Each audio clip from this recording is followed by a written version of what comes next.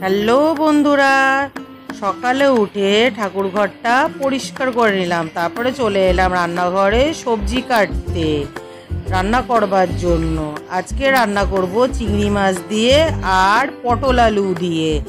এক সাইডে বসিয়ে দিয়েছি ভাত। আজকের দুপুরের মেনুতে ছিল পটল চিংড়ি, বরবটি ভাজা, ডাল আর হচ্ছে পুঁই শাকের তরকারি।